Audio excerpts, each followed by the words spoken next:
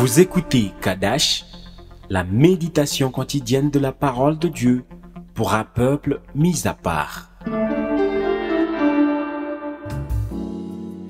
Shalom, bien-aimés en Christ, je bénis Dieu pour cette nouvelle année qui sera l'année de la restauration divine telle que révélée par le Saint-Esprit. Le mot restauration signifie réparer, rétablir quelque chose dans son état d'origine. Dieu nous révèle son projet pour l'année 2025 à travers sa parole écrite dans le livre de Néhémie. Dans le premier chapitre, Néhémie décrit comment il a reçu les nouvelles de son peuple, de ses frères. Il dit que parmi eux se trouvaient des réchappés de la captivité. Ceux qui étaient encore vivants comme moi et toi, nous venons des familles qui connaissent la captivité de l'ennemi durant de très longues années. Et parmi les nôtres se trouvent ceux qui nous ont déjà quittés, mais qui n'ont pas été libérés de la captivité de l'ennemi durant leur existence. Mais nous sommes là, vivants comme les frères de Néhémie, réchappés de la captivité. La Bible décrit leur état au premier chapitre, le verset 3, que ceux qui sont restés sont là, au comble du malheur et de l'opprobre. Leur pays est en ruine, leurs valeurs, leurs richesses sont en feu. C'est de cette façon que Dieu voit nos vies aujourd'hui.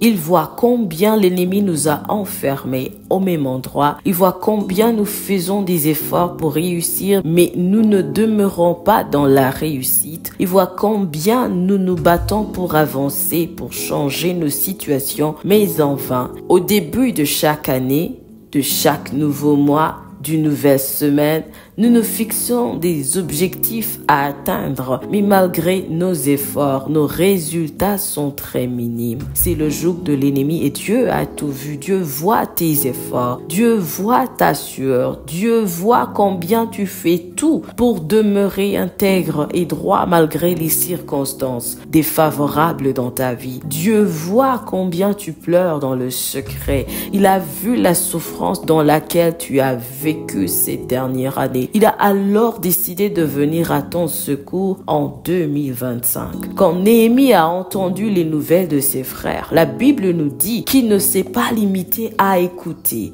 Quelque chose s'est passé dans son cœur. Il est écrit dans ce même chapitre qu'il s'est assis et a pleuré sérieusement.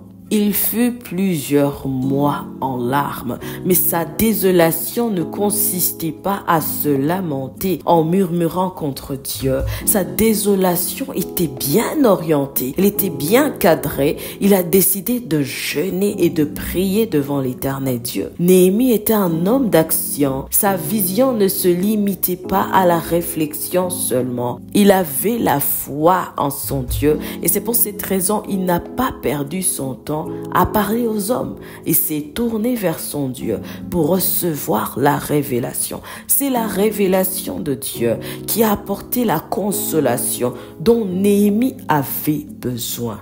Bien-aimé en Christ, en 2025, Dieu veut que tu laisses, que tu quittes la dimension de parler de ta situation sans l'avoir changée. Il désire que tu décides de faire quelque chose à propos. Prends ta vie en main. Cette année, tu devras te lever et marcher dans la foi pour changer ton histoire et celle de ta maison.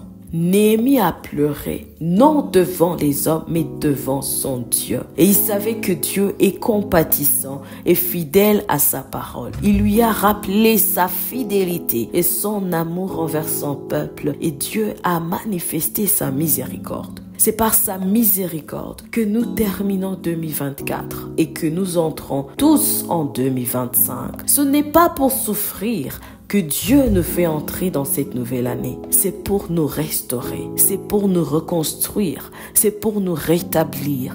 Dieu va restaurer ta vie de prière. Il va restaurer ta foi. Il va restaurer ta joie. Il va restaurer ta paix. Il va restaurer ton autel de prière. Il va te rétablir, te consoler. Tout ce que tu penses avoir perdu durant des années sera restauré dans ta vie. Voilà pourquoi Dieu nous fait entrer en 2025.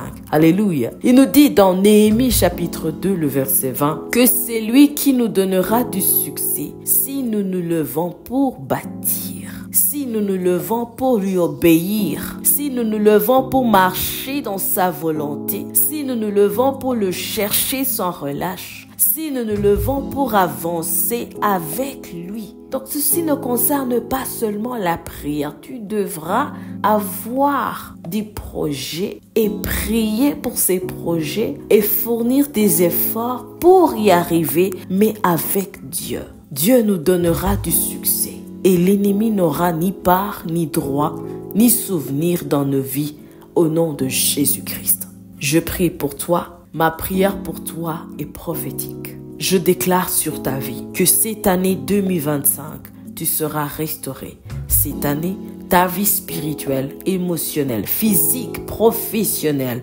familiale, amoureuse, amicale sera restaurée au nom de Jésus-Christ. Cette année 2025, tes dons, ta connaissance, ta soif de prier et de lire la parole de Dieu, ta relation personnelle avec Dieu sera restaurée au nom de Jésus-Christ. Il est écrit dans 1 Jean chapitre 5, le verset 4, que tout ce qui est né de Dieu triomphe du monde. Et parce que tu as reçu la foi, qui est la victoire qui triomphe du monde, je déclare que cette année 2025, tu triompheras au nom de Jésus-Christ.